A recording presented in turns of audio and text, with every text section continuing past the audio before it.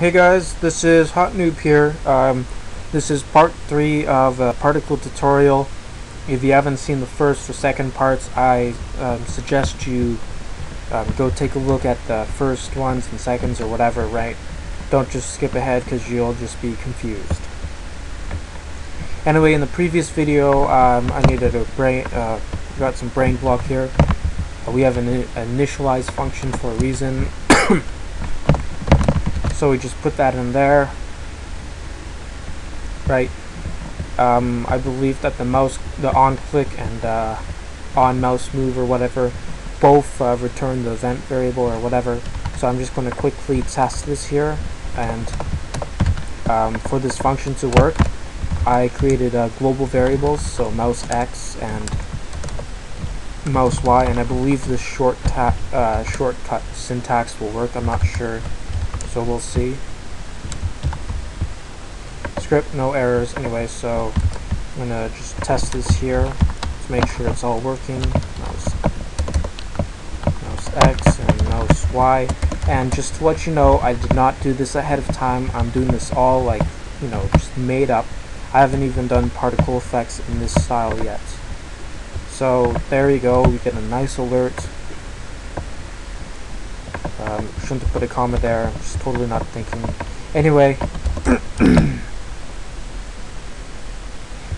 that's pretty much it. Now we can have the mouse coordinates of where it lands.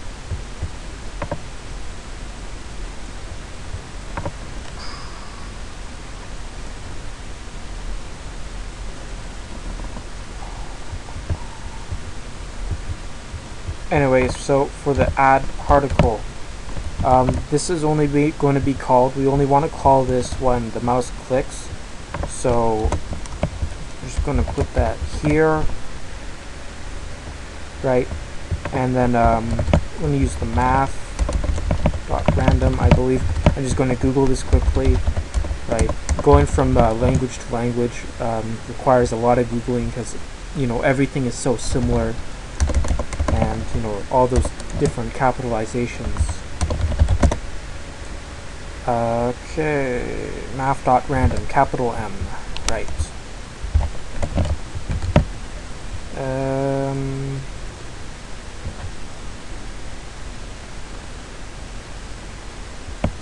Damn it. 1 second. Okay, sorry about that. My brain just blanked out there.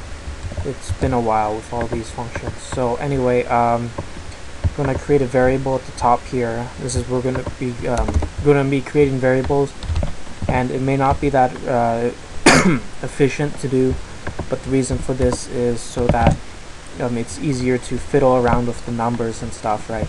With particle effects, you're going to be finding yourself just fiddling around with the numbers to make them look better or whatever, right? To make your formulas do what you want them to do.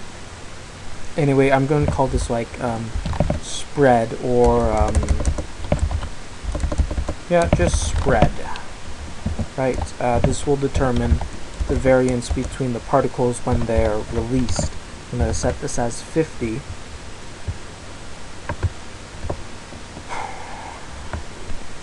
So here I'm going to say particle dot x is equal to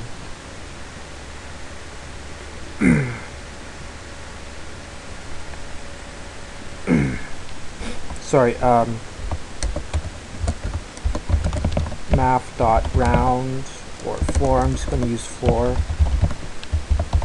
and then we're going to say math.random, right? And then we're going to multiply this value by the spread, and then we're going to plus.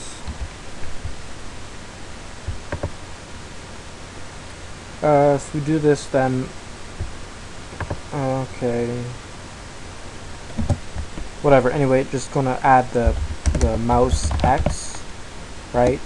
And we're going to subtract the spread so that we get a random number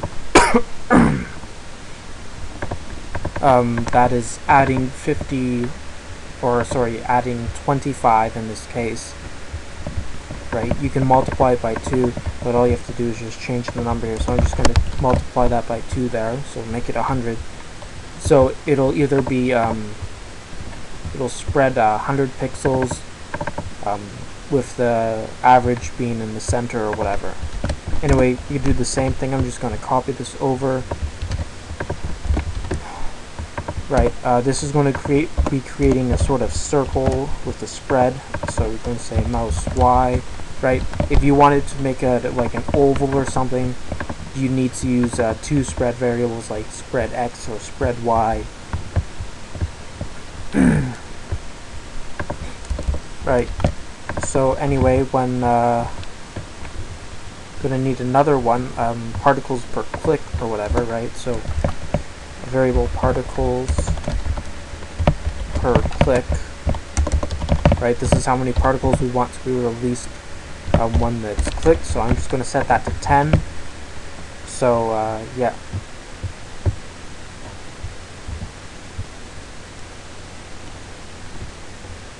So I'm just going to loop it here. So for variable I equals 0, I is less than particles per click, I plus plus. So we want to add particles 10 times upon a click, right?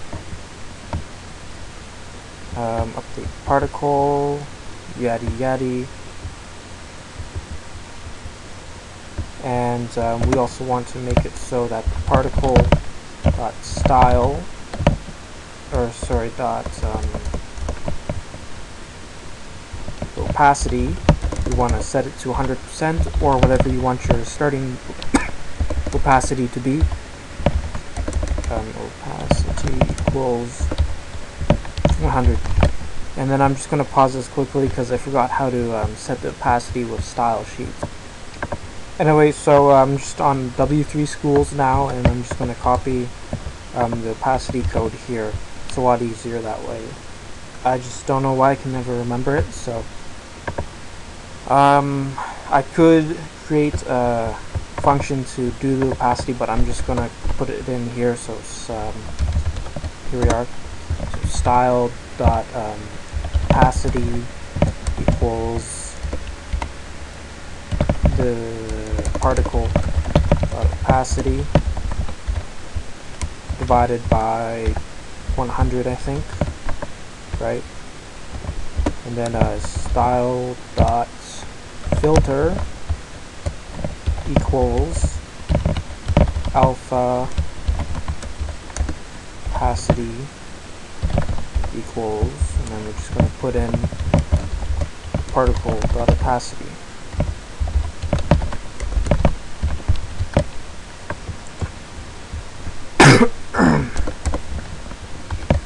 Right, so let's see what happens when we run this.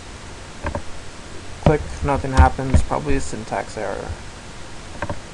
Cannot set opacity. Typo, close enough. Add particle.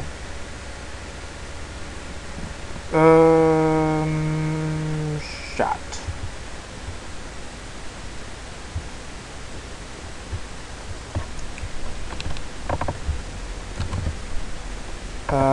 To do this, I'm going to put a variable here called count. Call it 0, right? Going to loop through all the particles, right? Don't know how I forgot about this. So anyway, if particle I dot opacity is equal to 0,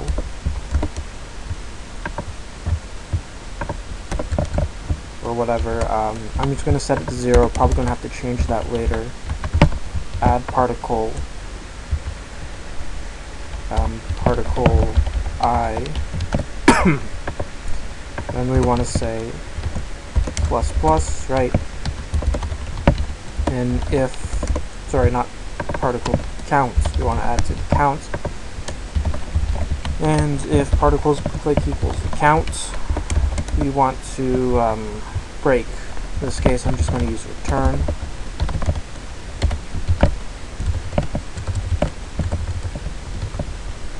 Yeti, click, nothing happens. And